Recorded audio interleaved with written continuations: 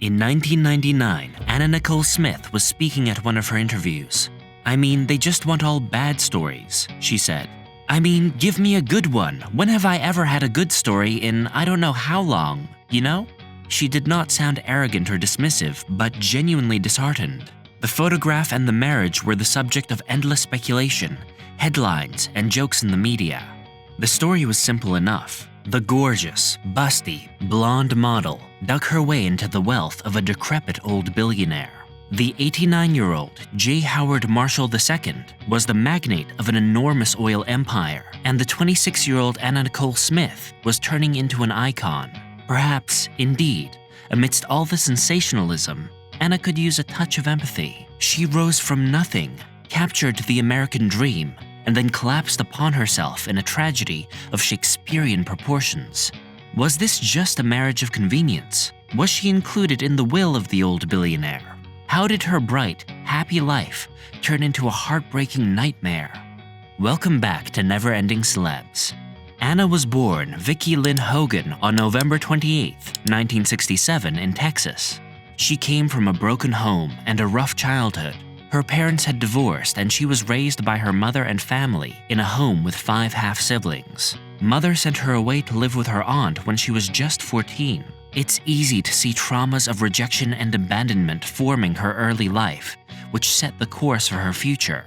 She did not finish high school, dropped out, and eventually got a job at a fried chicken restaurant. It was here she met Billy Smith, who she dated and then married while they were both just teenagers.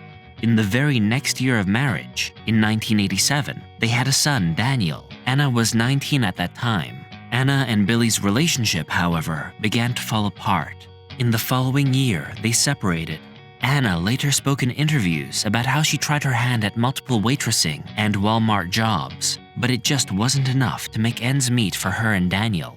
Anna had enormous love and affection for Daniel and was driven to provide a good life for him. At the end of the day, they were both kids and were both growing up together. One thing led to another, and before she knew it, she found herself in Houston and decided to work as a dancer at a strip club called Gigi's. However, her fortunes weren't quick to change. She was a clumsy mover and plain-looking compared to the rest of the dancers. She was given the bad morning hours usually on the shift. However, little did she know that this was her blessing in disguise, because it was here that an experienced performer had taken Anna under her wing and was teaching her the art of seduction. One fine day in 1991, a rich man was wheeled into Gigi's strip club by his chauffeur. J. Howard Marshall was 86 and a formidable petroleum mogul. He had made his fortune in the refinery industry and owned a huge chunk of shares in Koch Industries. Marshall had just lost his second wife, Betty Bohannon, to Alzheimer's after a 30-year marriage. He was lonely and was looking for some kind of happiness and fun in life. In 1982, he met Lady Diane Walker at a strip club, and before they knew it, she was his mistress. Marshall handed Walker presents and jewelry valued at $15 million over several years. However, his willingness to lavish mega gifts on his love interests was in direct opposition to his staunch unwillingness to pay taxes.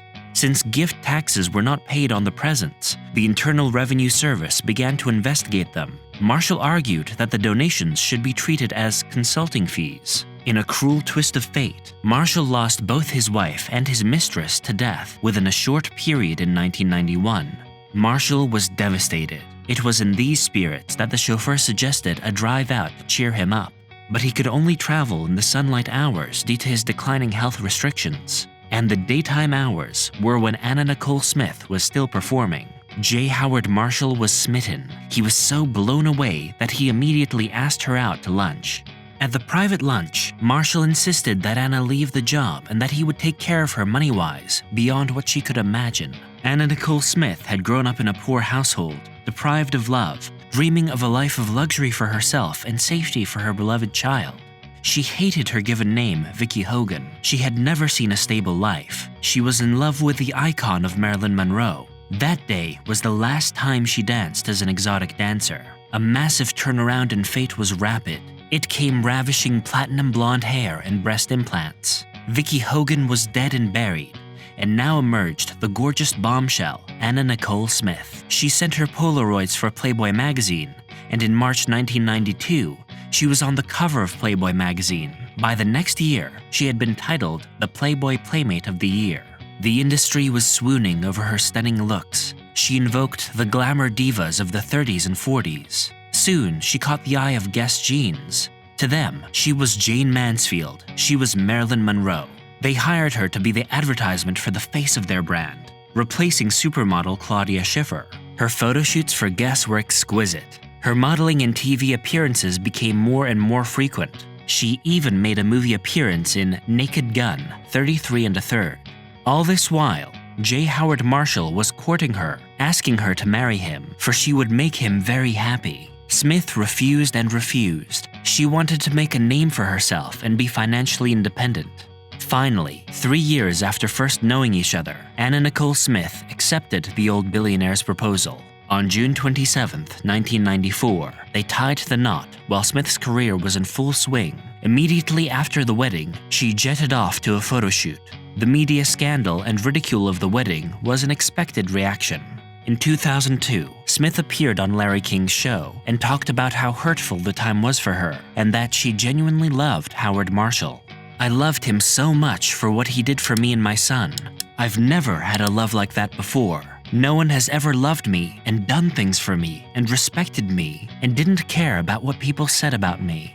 Little did she know the twisted fate that was about to hit her in no time. 13 months later, J. Howard Marshall II was dead. The sting in the tale was this: Marshall had allegedly not named Anna Nicole Smith in his will, and then became a long protracted battle with J. Howard Marshall's estate heir, Pierce Marshall, that would stretch on and on for more decades. Anna Nicole Smith claimed that J. Howard Marshall promised her half his estate and financial security after his death. The estate was worth $1.6 billion. Pierce, on the other hand, claimed that his father regretted the marriage and said that Smith would squander all the money as soon as it came to her. The court fighting was brutal. One court would award millions of dollars to Anna Nicole, but soon the decision would be overturned in another court, which would side with Smith. A judge commented, "Smith and Marshall's lives were intertwined in need, driven by greed and lust." On the subject of Pierce, he said, "The evidence of willfulness, maliciousness, and fraud is overwhelming." Anna would continue her modeling gigs and television work. In one appearance on RuPaul's show, the famous drag queen commented that the press loves to slam Anna, but America loves her because she is an underdog and her vulnerability shines through her. But she was clearly more and more troubled. She began her own reality show, The Anna Nicole Show, which was a success. But Anna was visibly not sober and impeded throughout the show. Jon Stewart called the show an abomination for continuing to showcase Smith without offering any help. In 2004, she appeared at the Billboard Awards as a presenter, visibly inebriated, giving shout-outs to her diet pill partner Trim Spa, and appearing deeply impaired and troubled. She was in and out of rehab, but she had previously claimed it was for pain pills and alcohol and not drugs. Amidst all of this, her one rock of support continued to be her son, Daniel. She adored him, loved to spend time with him, and would show pictures of him in TV appearances. Another strong support had appeared in her life. It was photographer Larry Burkhead, and he really seemed to adore and care for Anna. In 2006, she told him that she was pregnant with his child. Larry was overjoyed. Larry began encouraging her to get off of drugs. Otherwise, the pregnancy would be very high risk, but Anna was not having any of it. Conflicts escalated between them, and suddenly Anna decided she didn't want him to be the father anymore. She goes to the Bahamas and decides to put her lawyer, Howard K. Stern's name on the birth certificate. They claim they have had a romantic affair. Larry went to court wanting a DNA test. In the Bahamas, a video surfaced of Anna Nicole in a seemingly dissociative state at a birthday party of one of her girlfriend's little girls. Concerns were rising. There were whispers that Stern was enabling Anna's drug use. Finally, Anna gave birth to a healthy baby girl in 2006. Her dear son Daniel flew to the Bahamas to see her. At this moment of joy and relief, life was to hand Anna the most impossibly inhuman fate imaginable. In the same room where she gave birth to her second child, the very same day, her rock, her child Daniel, passed away due to an accidental drug overdose. It was impossible to make sense of. Anna was done for. Her closest friends knew the day Anna lost Daniel, she was gone. In interviews after Daniel's death, she appeared completely given to despair, saying she had constant dreams of him calling her. She even claimed to have said she won't live to see 40. On February 8, 2007, Smith was found unresponsive in her room at the Seminole Hard Rock Hotel and Casino in Hollywood, Florida. But the case was soon shrouded in mystery. For 3 days, Anna had been struggling with a debilitating high fever and bad health in the hotel. No one from her entourage got her medical help. Instead, Anna just took a cocktail of prescription drugs over and over again. Most notable of this cocktail was the repeated ingestion of chloral hydrate. The official cause of death, as determined by the Broward County Medical Examiner, was an accidental overdose of prescription drugs. The toxicology report revealed a lethal combination of medications, including chloral hydrate, a potent sedative, as well as other prescription drugs like benzodiazepines and muscle relaxants. No illegal drugs were found in her system. It was reported that 8 of the 11 drugs found in Smith's system, including the chloral hydrate, were prescribed to Stern, not Smith. Stern, along with 2 doctors, was later charged with a conspiracy related to the improper prescribing of medications, although his convictions were eventually overturned. Anna Nicole Smith's star had extinguished at just 39 years of age.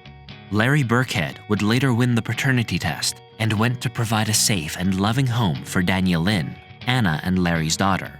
In 2017, he appeared on The Wendy Williams Show. "I do think, in my heart of hearts, she was never a gold digger," said host Wendy Williams. "I think he lent something to her life. Maybe it was daddy issues or security or something." "I agree," said Burkhead. "I think of all people she'd talk about the most, it would be her late husband. We hope that Larry and Danielle Lynn continue to have happy lives and that they always remember Anna fondly." So there you have it, folks. If you like what we do, please encourage us through your likes and comments. If you wish to see more such detailed stories from the world around you, please subscribe to our channel. And don't forget to click the bell icon. Goodbye.